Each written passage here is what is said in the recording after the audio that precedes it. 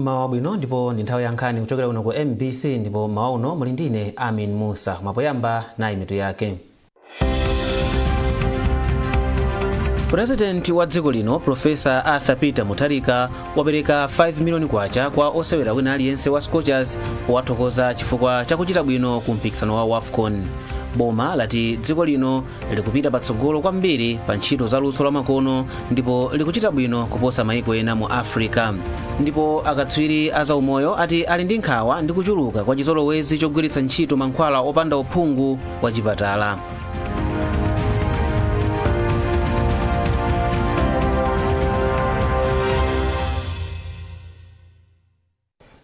Munkhani yathu yoyamba, mtsogoleri wa dziko lino Profesa Arthur Peter Mutharika wapereka ndalama zokwana 5 million kwacha kwa osewera aliyense wa timu ya Scorchers ngati njira imodzi yowathokoza pa ntchito yabwino makamaka pochita bwino mu mpikisano wa AFCON. Mayi wa dziko lino Profesa Gertrude Mutharika tamene wanena izi pa nkhomaliro yomwe anakonzera timu ya Scorchers ku Kamuzu Palace mu mzinda wa Lilongwe. Madamu Mutharika amemanso anthu mdziko muno kuti apereke thandizo pa zokonzekera za timu ya Scorchers ku mpikisano wa World Cup wa chaka chammawa ku Brazil. Mwayi mmodzi wadza ndi ripoti. Mayi wa dziko lino Profesa Mutharika anati iwo komanso mtsogoleri wa dziko lino Profesa Arthur Peter Mutharika ndi okondwa zomwe timu ya Scorchers yachita pofika mu ndime yomaliza ya mpikisano wa AFCON.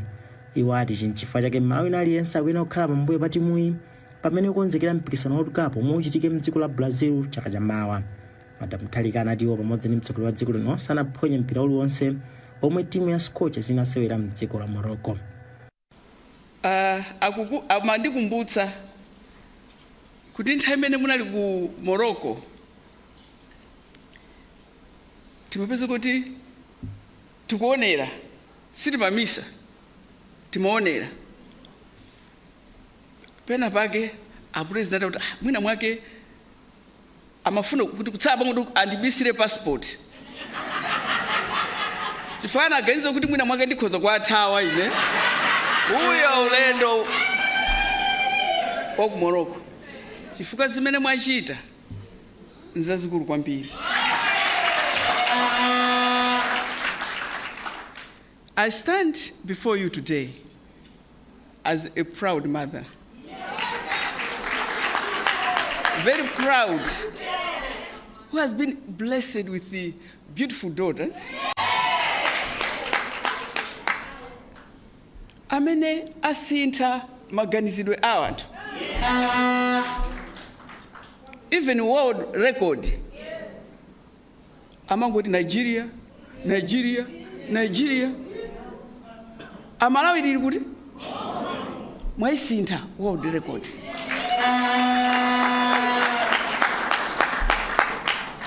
What more would I have expected as a mother? Kuposa ndizimene mwachita. I'm so proud of you. Otsogolera timu ya Scorchers Tabitha Chawenga anagwirizana Madamu Mutharika kuti nkofika kugwirizana pothandiza kukonzekera mpikisano wa World Cup ku Brazil. As I said, kumene tikupita ndikutali masiteni tifunira tikonzekere bwino mutu zako adati kuziwa ndi zambiri zochita pakati pano kuti ana anu akulira kumene akupita ndikutali. Mpira titakhala serious, this country can benefit a lot. Mtsogoleri wa bungwe la Farm Free to Dwyer anayamikira timu ya Scorchers kamba kuonetsa poyera kuti kupereka mpata kwa amayi m'masewero kutha kubala zipatso zabwino monga mmene yachitira Scorchers. Pamwambowu mayi wa dziko lino analengeza kuti mtsogoleri wa dziko lino Profesa Arthur Peter Mutharika wapereka mphatso ya 5 million kwacha kwa osewera aliyense wa timu ya Scorchers kamba kachipambano chawo. Nazo nduna za boma zalengeza kuti zapereka 25 million kwacha ku timu ya Scorchers. Nayonso banki ya National yapereka 5 million kwacha ku timu ya Scorchers.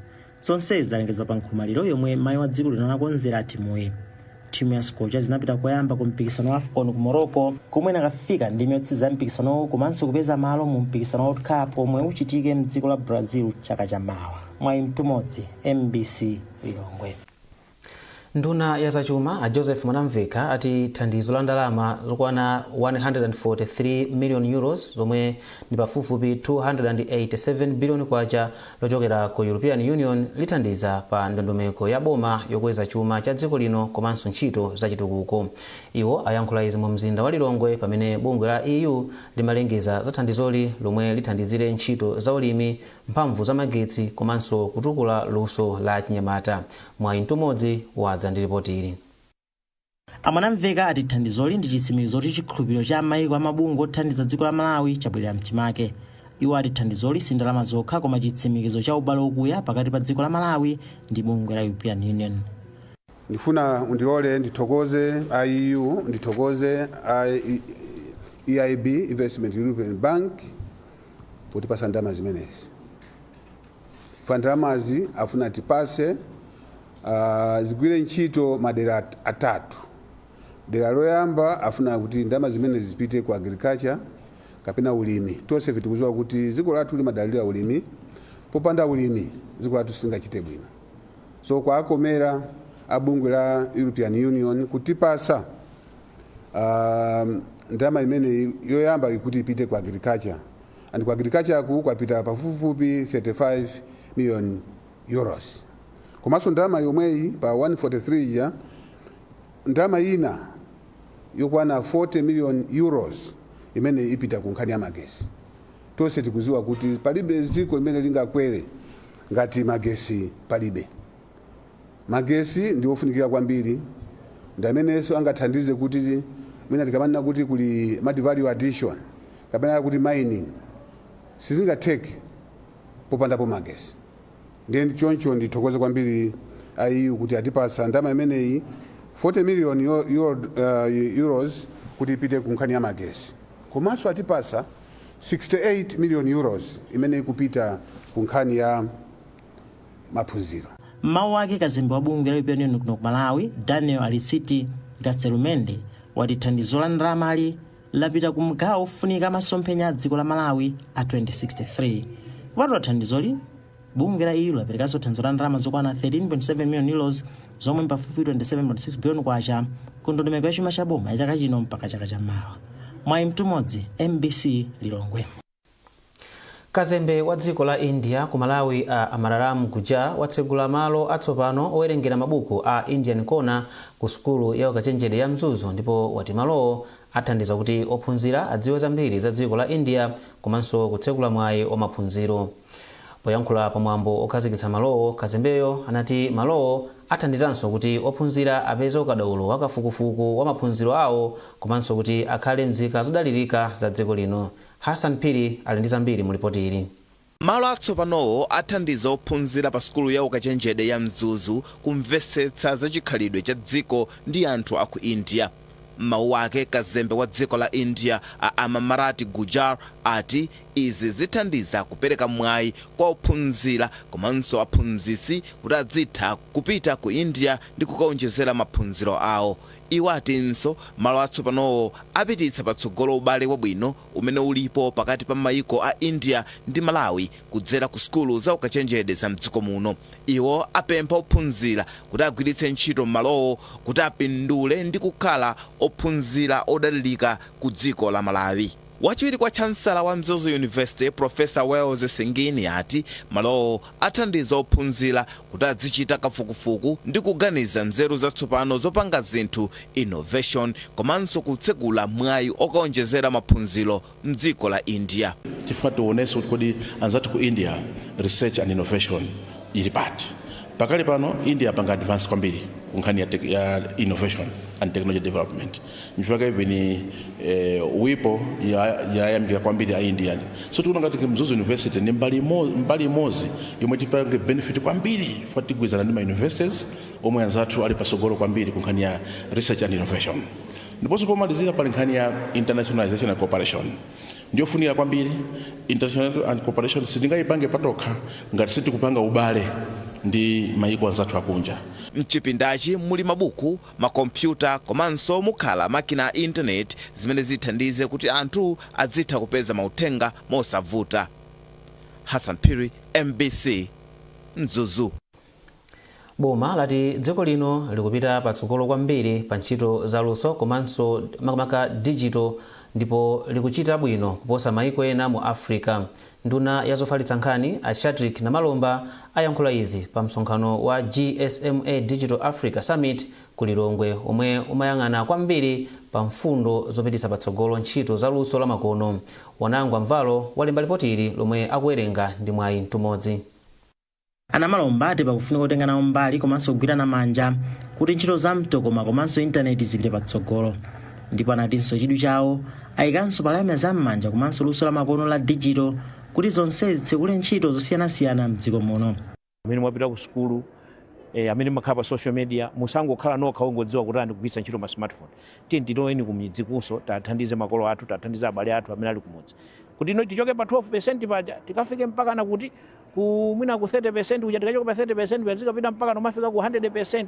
Izi kufunika zimene zoti boma tikhalenso ndi njira yakuti tikhale ndi budget yapaderadera kapena project yapaderadera yophunzitsira anthu. Ndi makambirana ndi amene abwera pano akutiuzana kuti tikupangirani action plan ndi zimene tapezazi komanso tikuthandizana kuti peze ma financiers atithandizire pa nkhani ngati yophunzitsa anthu komanso yoti ma smartphone akhale otchipa malaimu.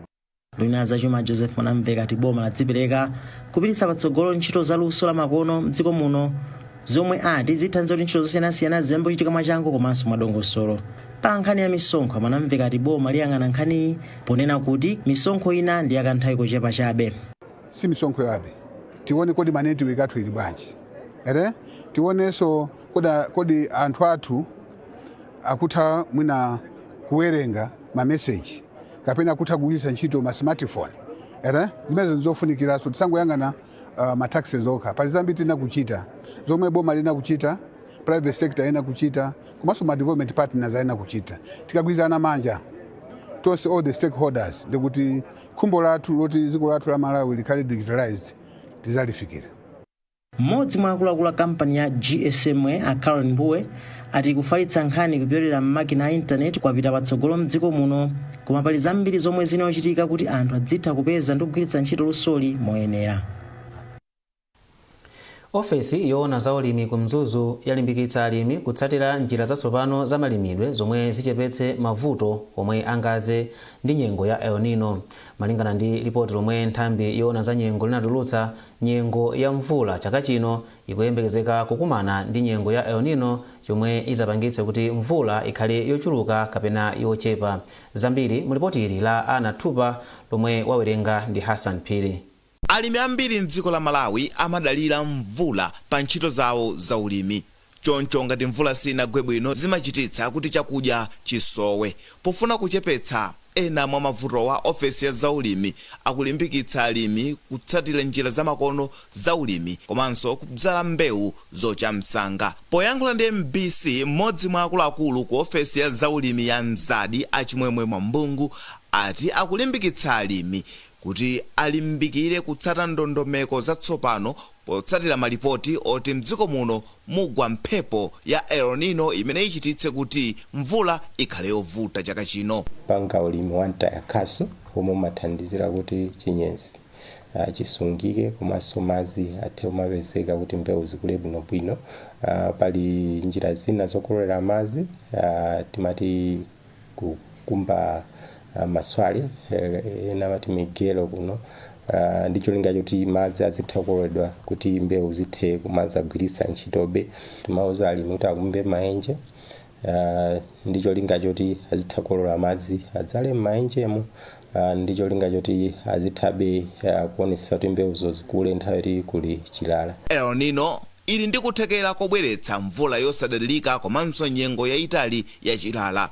Izi zichititsa kuti nthaka isakhale ndi chinyezi chokwanira, mbewu kufota kapena kulephera kubala komanso kuchepa kwa zokolola, makamaka chimanga ndi mbewu zina zomwe zimadalira mvula.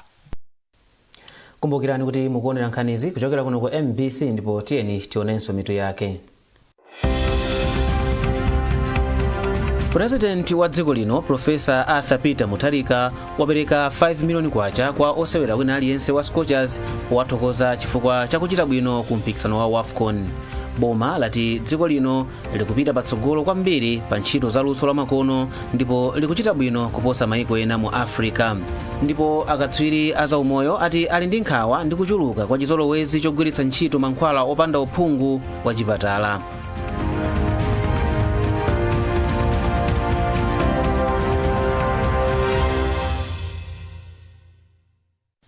Takulandiraninso ndipo papitirani nkhani zathu pamene msonkhano wa chinyamata wa chaka chino wa National Youth Summit wafika pamapeto. Boma, makampani ndi mabungwe osiyanasiyana ayamikira achinyamata mdziko muno kamba kolimbika ndi kukhala ndi masomphenya. Mkulu oona za chinyamata ku nduna wa chinyamata masewero ndi chikhalidwe a Judith Nsusa ati msonkhanowu unali ofunika kamba kuti waonika zabwino zonse zomwe achinyamata akuchita mdziko muno komanso zina zomwe adindo akuyenera kukonza. Samantha Mana walemba ripotili lomwe akuwerenga ndi Yamikani Makanga. Msonkhano wa chinyamata wa chaka chino unabweretsa pamodzi achinyamata omwe akupanga mabizinesi komanso akuchita ntchito zotamandika zothandizira kutukula dziko lino. Mkulu woyang'anira achinyamata ku nduna wa achinyamata a Judith Nsusa anati achinyamatawa pa msonkhanowu aonetsa kuthekera kwawo komanso adindo aona mavuto omwe akuyenera kukonza pofuna kuwathandiza achinyamata mdziko muno. Msonkhano wa chaka chino unali wabwino kwambiri, makamaka mukaona mutu wake tikunena kuti accelerating progress. Kutanthauza kuti tiyeni tione kuti kodi tachita chani. Pompano tizifika 2030 yomwe ili maki yoti tione kuti kodi Malawi 2063 makamaka mipi 1 kuti taikwanirisa bwanji. Ndeta tsani zaka zochepa zaka zitatu ndiye kukumana ndi achinyamata kwatithandiza kuti tiunikire kuti kodi ifeyo tikuyenda bwanji. Pa tsiku lomalizali anyamata ena anapatsidwa mphoto kamba kautsogoleri komanso luso lawo. Stuart Nankhumwa yemwe ndi mmodzi mwa achinyamata omwe alandira mphoto anati msonkhanowu wawapindulira ndi kuwatsekula m'maso. Chisangalalo changa ndi chachikulu kwa izizi zindipangitsa kuti ndiyo ndikhale olimbikira pa zomwe ndimapanga. Kwa yodi my innovation yanga ndoti ndimapanga kuti thandiza dziko kapena kwa anthu amene agwidwa ndi mavuto okhuza za maflats. Kwambiri komwe ndimachokera kuzomba kumachitika maflats. Ndiye nditakhala kuganiza naona kuti ndipange chinthu chinacho choti zithandiza anthu kunkhani ya maflats. Malingana ndikuti nthawi ya maflats boma limalusa ndalama kwambiri kuwathandizira anthu amene agwidwa mavuto amene.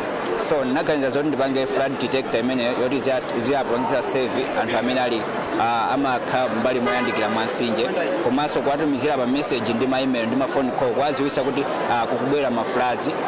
Pamene msonkhano wa achinyamata wa 2026 wa National Youth Summit watha, pa masiku atatu wa msonkhanowu wapindulira achinyamata ambiri mu njira zambiri. Msonkhanowu umachitika pansi pa mutu woti kupita patsogolo kuunikira ntchito zomwe zachita bwino ndiponso kupititsa patsogolo kuthekera kwa achinyamata mdziko muno.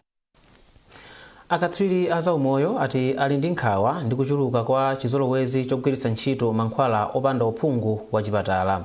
Akatswiriwa achenjeza kuti izi zikuyika miyoyo ya anthu ochuluka pa chiopsezo kamba kuti zimabisa matenda komanso zina zaumoyo.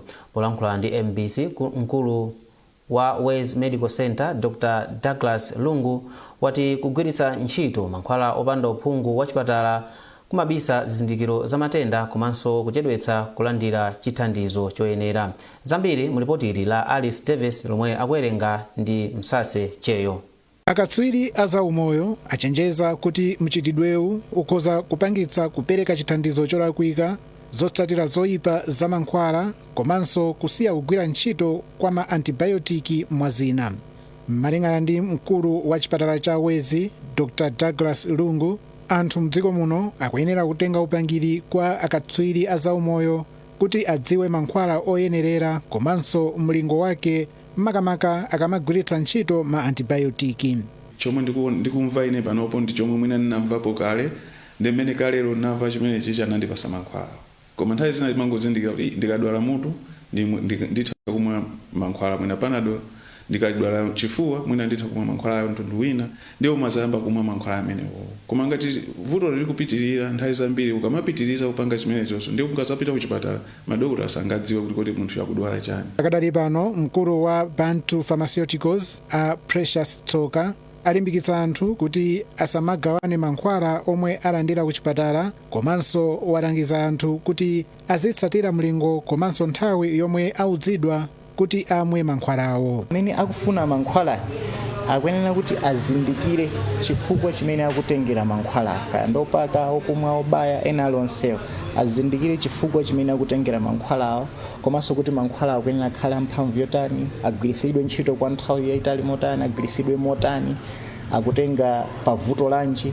Zimenezi akuyenera kuti azizidziwa. Akatswiri awiriwa achenjeza kuti anthu apewe mchitidwe womwa mankhwala chifukwa chakuti anapatsidwapo kale pa zizindikiro zofanana, ponena kuti zizindikiro zofanana zimatha kuyambitsidwa ndi matenda osiyanasiyana. Bungwe lolimbikitsa mpikisano woyenera la Competition and Fair Trading Commission CFTC lati likugwira ntchito mogwirizana ndi mabungwe ndi nthambi zina zaboma poonetsetsa kuti pali chilungamo pa ntchito za malonda zomwe zikuchitika mdziko muno pofuna kuteteza ufulu wa anthu ogula. Mmodzi mwa akuluakulu ku bungweli a Godameo Marobe anena izi ku Mzuzu pa maphunziro ofotokozera olemba nkhani zomwe bungweli lachita pothandiza pa ntchito za chuma cha dziko lino. Chimwemwe Milulu walemba ripoti ili. Mwazina, mmodzi wa akuluakulu ku bungweli a Godameo Marobe anati bungwe la CFTC likuteteza ogula malonda kuphatikizapo omwe amagula zinthu kudzera pa makina a intaneti ku mchitidwe wa chinyengo. Takhala tikuthandizapo anzathu amene amakunda kuchita malonda awo pa njira za makono online mogwirizana ndi anzathu a Malawi Communications Regulatory Authority. Ndipo ife timagwirapo ntchito athu ngati a CFTC kuti munthu uja alandire thandizo ngati ukhuza ndi nkhani yokhuzana kuna kuti ambwezere ndalama, ndoti ife timakhala tulowera mbali imeneyi koma kuti paonetsetse zina kuti panachitika zinthu zina zioneka ngati za technical chonchi mu system muja pa online ipo mbali imeneyi timasira anzathu a makla kuti ayendetsepo gawo lawonso. Ndiye tikhoza kutsimikizirani kuti tathandizapo anthu angapo amene akhala abwezedwa ndalama zawo chifukwa choti anapeza vuto popanga malonda awo online kumene kwa anthu amaberedwako ndithu. Bungwe la Competition and Fair Trading Commission linakhazikitsidwa ndi boma kuti lidzilimbikitsa mpikisano wa chilungamo pa malonda ndi kuteteza ogula powunika ndi kuletsa mchitidwe uliwonse wosokoneza mpikisano wa chilungamo pa malonda m'dziko muno. Chimwemwe Milulu, MBC Mzuzu. Phwando la chikhalidwe cha chiwanja cha Yawo Cultural Festival la chaka chino lichitika pa 10 October 2026 mboma la Salima. Mmodzi mwa akuluakulu amene akukonza mwambolo a Prince Mterera atsimikiza izi pa msonkhano wa olemba nkhani omwe gulu la chikhalidweli linachititsa mu mzinda wa Blantyre. Gululi latinso lithandiza atsikana 75 ochokera msukulu 15 pamene malipoti asonyeza kuti atsikana ambiri sanachite bwino chaka chino mayeso a Standard 8 komanso a Form 2 omwe atuluka posachedwapa. Mwambo wa chaka chino uchitika pamutoti kukondwerera chikhalidwe chathu, kuphunzitsa atsikana kukonza tsogolo. Anterera akufotokoza zambiri. Chaka chino ifeyo tunaganiza kuti tithandizire maphunziro a asungwana. Festival ya chaka chino tinaona kuti sikungopita kuvina kudya kumwa basi kusangalala, but tinaganiza kuti tipange celebrate nkhani ya maphunziro ya ana asungwana. Komanso nimafuna tengerepo mwayi pano kuti powonjezera zimene tifuna tichite ifeyo monga chiwanja, tifuna tipemphe pano kudzera kwa inu atolankhani kuti ma sponsors akufuna kwabwino abwere come forward tusakasaka ndithu partnership ndalama zoti atithandizire ma program amene tifuna tipangewo makamaka kunkhani yothandizira ana asungwana. Chimene makamaka tinachiona ife kuti chikuvuta kwambiri pa nkhani ya maphunziro ana asungwana chiona kuti tikayang'ana chikhalidwe chathu mwana wasungwana ali pa zipsinjo zambiri. Akakhala ku nyumba akaweruka ku skulu muzaona kuti mwana wa mnyamata ali busy kusera mpira, msungwana ali busy kupanga ntchito za pakhomo. Kakamaliza kusera mpira kanyamata kaja akamapita kukawerenga. Msungwana akuzidwa kuti akaphike sima, akatsuke mbale, akamaliza kutsuka mbale, akamaza kuphika sima 8 koloko 9 koloko, she has no time to go back to the books and read. Alibe. Ndiye kuona kuti maphunziro ake akubwerera mbuyo zedi. Ndefeyo monga chiwanja tifuna kuti tigwireso ntchito limodzi ndi makolo, positive parenting, kuona kuti kodi makolo tingagwire nawo ntchito bwanji kuti maphunziro a mwana apite patsogolo kudzera kuma mother groups, kusukulu kuja kumakhala mother groups, ma school management committee, ma school committee ena onsewo taganiza kuti tigwire nawo ntchito limodzi kuti maphunziro a wanawo apite patsogolo. Anthu ochuluka avulala komanso galimoto zingapo zaonongeka kutsatira ngozi za galimoto zomwe zachitika pa Luwafa m'nkhalango ya Chikangawa m'boma la Mzimba. Malingana ndi olemba nkhani wathu George Mkandawire yomwe anapita pamalo a ngoziwa, anthu omwe aona ngozizi ati ngozi yoyamba yachitika usiku wa Lachitatu pomwe galimoto ya mtundu wa Mitsubishi Canter inakaomba truck yomwe nambala yake ndi MHG 8231 ili chiyimire. Malinga ndiye namwe anthu mwe anaona ngozi kuchitika dzulo usiku ati galimoto ya mtundu wa Canter Mitsubishi imachoka kwa Jenda kupita ku Mzuzu pomwe truck iyi inali chiyimire. Macfield Poison Mwale omwe ndi modzi mwa anthuwa ati ngozi yoyamba itachitika anthu ochuluka anavulala komanso siku za galimoto ina achita kudula kupulumutsa anthuwo. Azimayi amene anali menemo anavulala kwambiri, ena avulala miyendo, ena nditu mkono ya mpaka na pepeza kuti driver amene amendesa tutani amene machoka uku kwa Jenda ndiye kuti ife ndachita kulimbana naye kuchezula chitseko kuti atuluke mgalimoto muja. Ndipo Andrew Humya omwe apulumuka mu vani yomwe nambala yake ndi DK55TH GP ya mdziko la South Africa wati wavulala mutu koma osati kwambiri. Titadusa chani nthungwa tikolera ku Luwafa panali kansese kena kake tapeza kuti galimoto ya Zambia Rage yapanga ngozi ndiye kuti tichokemo mabreki athawa. Mwamwayi tinachoka mu msewu kulowera kwinaku pamene tinapezeka kuti at least tapeza kuthandizo koma soka ndiro galimoto yagwa. Solomon Ziovu amdziko la Zambia omwe amayendesa truck BHA 9728 mutu wa galimoto yawo wagwera mbali ina ya msewu kusiya ngolo mu msewuwu.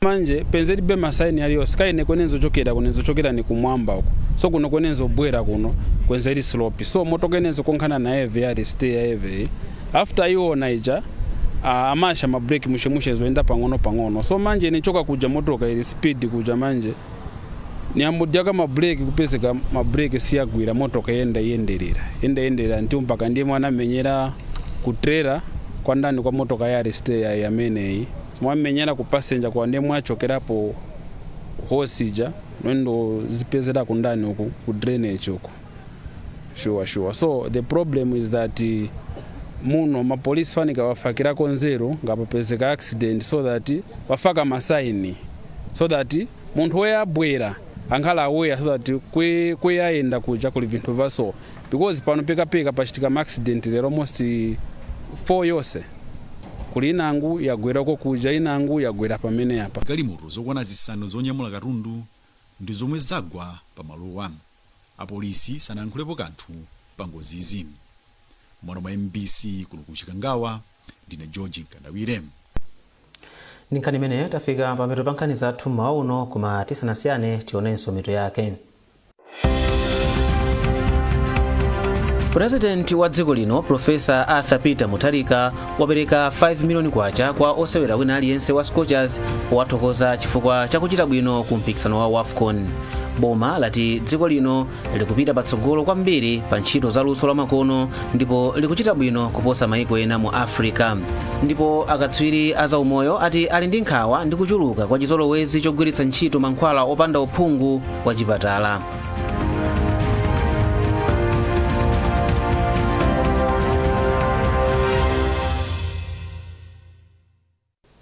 Muthanso kupeza nkhanizi komanso zina zambiri popita pa mbc.mw kapena mbc digital pa Facebook, Instagram komanso X.